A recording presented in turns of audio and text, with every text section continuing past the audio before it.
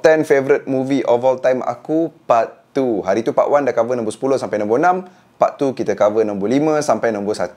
Nombor 5, Teenage Mutant Ninja Turtles, Mutant Mayhem. Bukan yang real life action, tapi yang kartun ni, yang animation ni yang aku minat gila. Seriously best gila. Aku suka gila penggunaan pop culture dan aku rasa tak pernah lagi aku tengok filem Teenage Mutant Ninja Turtles sebest Mutant Mayhem. Kalau korang tak tengok lagi, seriously aku sangat recommend sebab lepas aku dah habis layan, aku puas hati gila dengan Mutant Mayhem ni. Sekarang ni ada dekat Netflix. So tunggu apa lagi? Habis video ni, make sure korang tengok. Yang keempat, trilogi Maze Runner. Yang first, second, third, tiga-tiga best. Lakonan mantap, adventure diorang, story diorang, semua baik lah.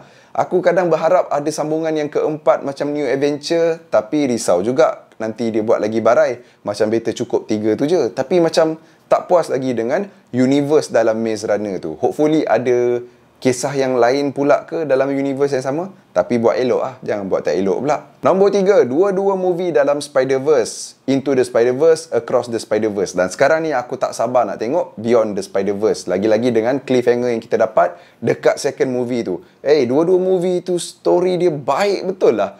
Aku tak tahulah, aku sangat minat Spider-Verse. Walaupun Spider-Man bukan aku punya favourite superhero dalam Marvel, tapi nak tak nak, dia punya cerita best. Aku pula sekarang ni tengah layan Your Friendly Neighborhood Spider-Man. Best juga. Pasal tu lah wallpaper letak Spider-Man. Walaupun bukan favourite superhero aku. So, Into the Spider-Verse, Across the Spider-Verse, best gila.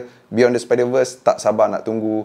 Tapi itulah, mungkin bukan 2026 pun. Kalau 2027, sabar je lah. Yang kedua, Dark Knight Trilogy. Batman Begins, Dark Knight Rises.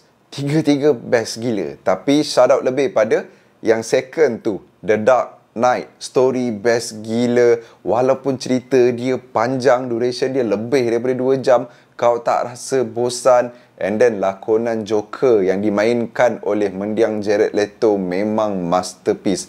So aku tak terkejut lah kalau orang kata itu the best superhero punya movie of all time. Dan untuk nombor 1, video ni macam dah nak panjang sangat je. Nombor 1 kita buat dedicated video khas lah. Next video.